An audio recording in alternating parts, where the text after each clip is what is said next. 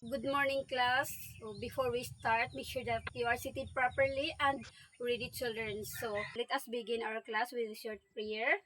And please stand, everyone. Jamaica, please lead the prayer. Amen. And you may now take your seats. Okay, class secretary, who is absent today?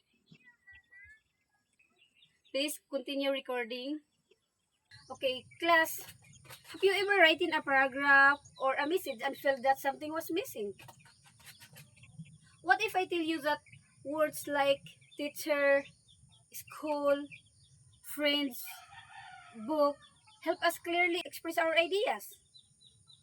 So today, we will focus on one very important part of grammar that help us name places, things, people, and ideas. Okay, so our lesson for today is all about nouns. Okay, class, so before we start our lesson, let us first read our objectives for today. Okay, so at the end of the lessons, the students should be able to identify nouns in given sentences, show interest and participation during activities involving nouns, and construct sentences and a short paragraph using nouns correctly. Okay, so before we start our lesson, let us check what you already know. So please get a sheet of paper, answer the pre-assessment honestly, so this is not graded, and you have 5 minutes to answer. Begin now.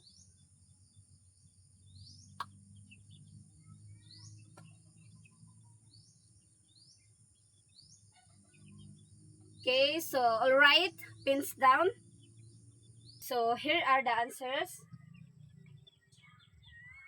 And so you can compare your work, okay? Okay, class, please pass your papers on my table. Now, class, let us begin with our first activity called Explore. So I will show you a short paragraph and please listen carefully. So eyes on the board, please. Okay, so yesterday, Anna went to the library with her friends. They borrowed books and read stories quietly. So now, class, read the paragraph silently. And now, work with your seatmate. Circle the words that name people, places, or things. So, you have 5 minutes. And begin now.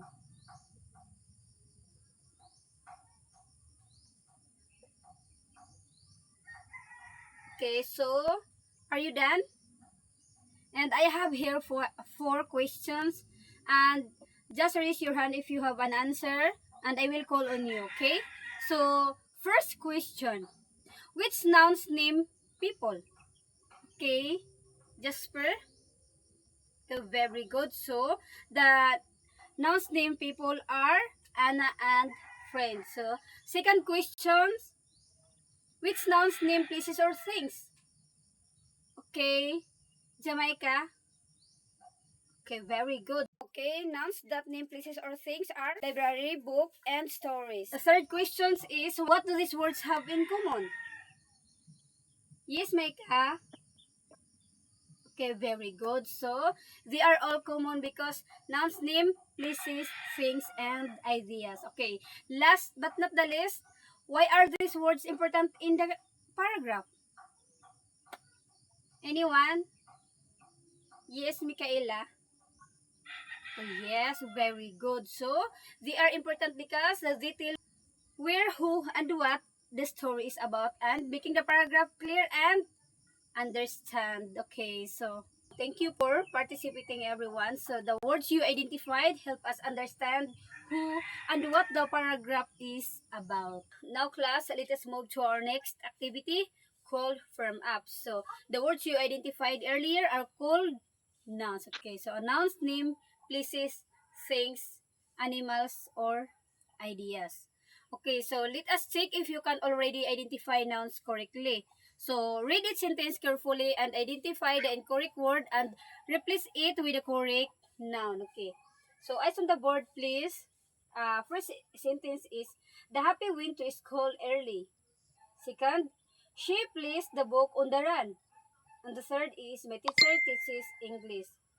Okay, so now class, I have here four questions and just raise your hand if you have an answer and I will call on you. So first question is, why happy is not a noun? Okay? Jamaica? Yes, very good. So, happy is not a noun because it is an adjective. Okay, so second question is, what word can replace run to make the sentence correct? Michael? Okay, very good. So, the word table can replace run to make the sentence correct. Okay, so third question, how does identifying nouns help us understand sentences better? Yes, Michael. Yes, very good. So, identifying nouns help us know who and what the sentence is about. So, because nouns give meaning and clarity to sentence. Because without nouns, sentences would be incomplete. Okay. So, number 4 is, can you give me one example of a noun? Anyone? Yes, Michaela. Okay, very good. So, excellent. So you are now beginning to understand how nouns work in sentences. Okay, class. So let us now deepen your understanding. So through our next activity called Name It Right. So read each sentence carefully and underline all the nouns.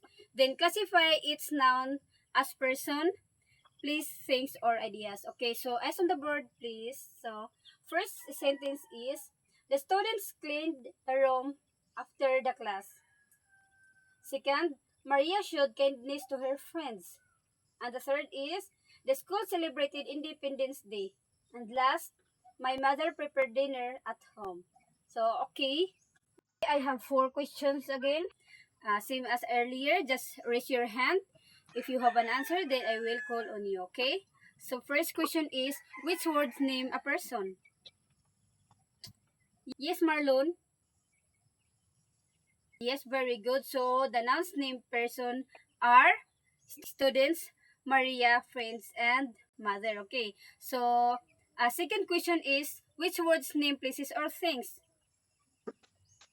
Yes, like okay, very good. So, announced name places or things are classroom, class, independence, dinner, and home. Okay. So, here we are in third questions is, did you find any nouns that name ideas? Yes, Theo. Oh, very good. So, kindness is a noun that names an idea. And last is questions number 4. How does classifying nouns help you understand sentences better? Okay, do you?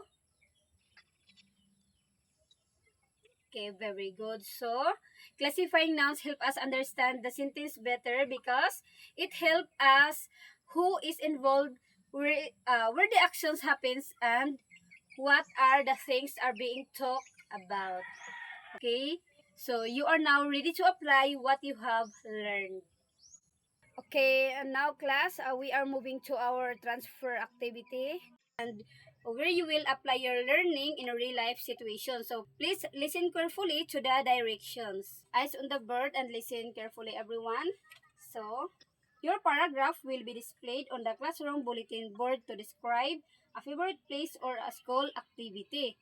So your goal is to demonstrate correct use of nouns in a meaningful paragraph. So you are student writer, and then your audience will be your classmates and your teachers.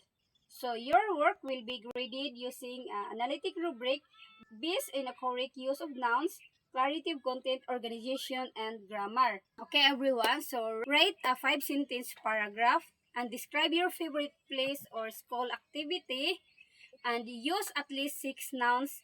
Underline all the nouns and write neatly and clearly. So your work will be graded using this rubric. So if all nouns are correct and your paragraph is clear and organized, you will get a high score. Okay, so you have 10 minutes and you may now start.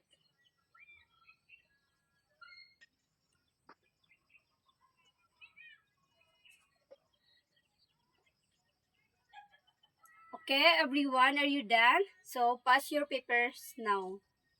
Okay, so everyone, before we end our lesson, so let us check what you have learned. So please answer the post assessment on a clean sheet of paper and read its questions carefully. So you have 5 minutes to answer. So let's start.